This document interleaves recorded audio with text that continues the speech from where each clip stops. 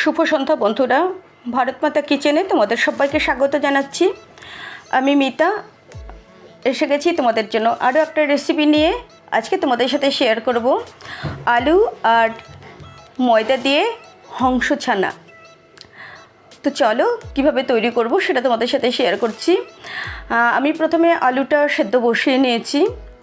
তো আলুটা সেদ্ধ হয়ে গেছে। এবার আলুটা খুব ভালো করে চটকে নেব, যেন একটু দানা দানা গোটা গোটা না থাকে।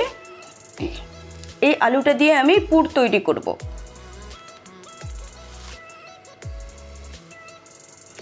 তো আমার আলুটা মাখানো হয়ে গেছে, চটকানো হয়ে গেছে। এবার পরিমাণ মতো লবণ নিয়ে নেব।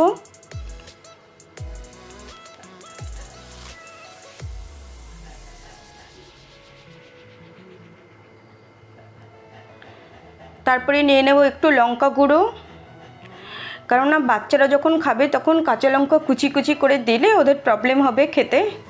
মুখের মধ্যে লঙ্কা পড়লে ঝাল লাগবে, কিন্তু অল্প লঙ্কার গুঁড়ো দিয়ে দিয়েছি, কোনো প্রবলেম হবে না। নিয়ে নিলাম একটু সামান্য হলুদ গুঁড়ো। এরপর আমি নিয়ে নেব কিছুটা কালো জিরে।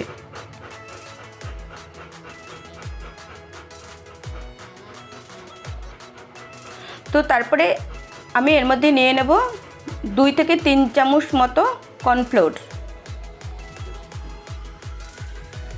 এবার ভালো করে মাখিয়ে নেব।